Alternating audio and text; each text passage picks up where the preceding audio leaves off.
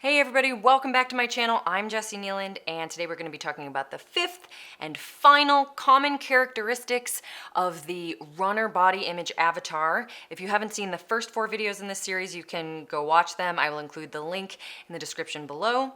But the fifth common characteristic of the runner is that they see their bodies as the enemy.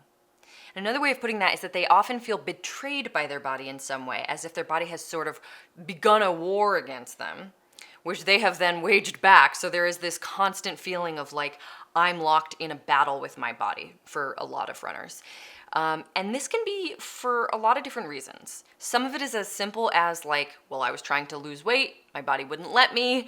It kept telling me I was hungry, and it kept telling me I wanted sugar, and whatever it is, I couldn't lose the weight I wanted, so my body is out to get me. It hates me, it wants me to stay fat, it wants to ruin my life. So there's sometimes the relationship that's very adversary between a runner and their body is as simple as that. Other times there was like one big break, something that ruptured the relationship with their body, sometimes around trauma.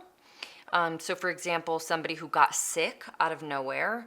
I've worked with clients who had like fibromyalgia and other chronic pain and fatigue syndromes and health issues that they experienced as a betrayal by their body, because they're like, I was taking perfectly good care of myself, and then bam, out of nowhere, I couldn't get out of bed.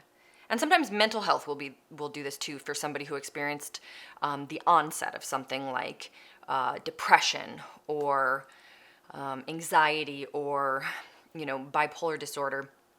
Any of these things can also kind of feel like, well, I was just in control one moment and then completely out of control. Like my brain or my body is out to get me. There's that adversarial relationship there.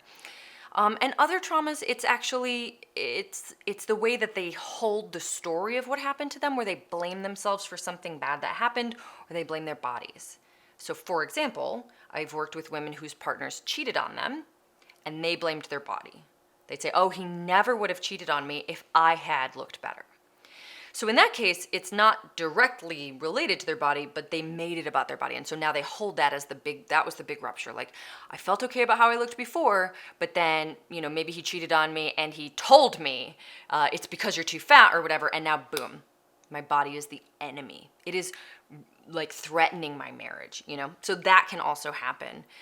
I've worked with women who struggle to get pregnant. Infertility was, I would say, a pretty common issue for runners who were feeling betrayed by their body in some past moment, or even currently. I've worked with people who are just going through that and feeling like, oh my God, even though I thought I was okay with my body, now I'm starting to see it as the enemy again, because I can't get pregnant or I can't stay pregnant.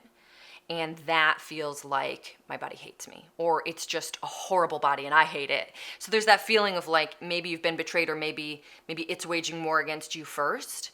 Or maybe you're just waging war first because it feels like it's failing you, It has betrayed you in that way. So there's a lot of different ways that this can show up.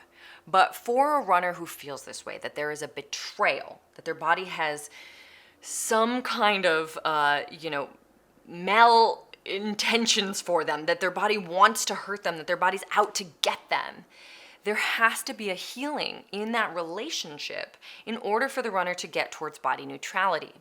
Because you are never, not ever, going to feel neutrally about a body who you think is trying to hurt you.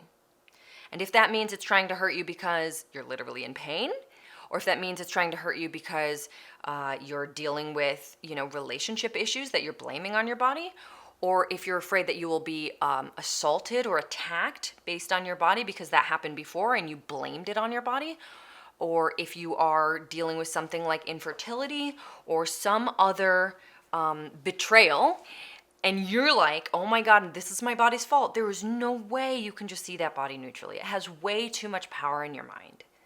So that's where a lot of runners have to go, is to a place of acknowledging that they have this relationship where there is animosity and a feeling of enemyship, identifying where it came from. Sometimes it comes from a lot of places. Often there is one core story or one core experience that began it, and then everything else is sort of layered on top. Because we'll fight back, right? Like if someone attacks us, we'll fight back. If our bodies wage war, we will wage war back. Especially for the runner who is so drawn to control and this oppressive model of a relationship with their body, where it's like, my body is here to just do what I tell it and like be oppressed and controlled and dominated by me. Well, it feels like a huge, huge betrayal for your body just to be like, hey, I can't do that. I'm sorry, So if it gets hurt because you pushed it too hard, that really isn't your body hating you or waging war, but it can feel that way to the runner because they have this idea that it should be able to just do whatever they tell it to. It's not how it works. And so a lot of the healing of a lot of the runners in this situation to get to body neutrality is learning to really unpack what they saw as betrayal and understand that it wasn't betrayal, that their body was on their side. Because our bodies are always on our sides. Our brains, our bodies are always trying to protect us. So anything that we are angry about, that we feel resentful about, can be unpacked and really looked at and been, sort of being able to tell a different story around it. And whether that story is like, it did the best it could, I was pushing it too hard and it did the best it could and it just, I got injured.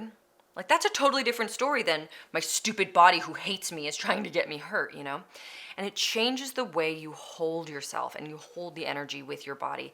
And it gives you access to body neutrality to be in that situation where there's forgiveness, compassion, understanding, and a feeling of teamship with your body instead of this thing of like enemies.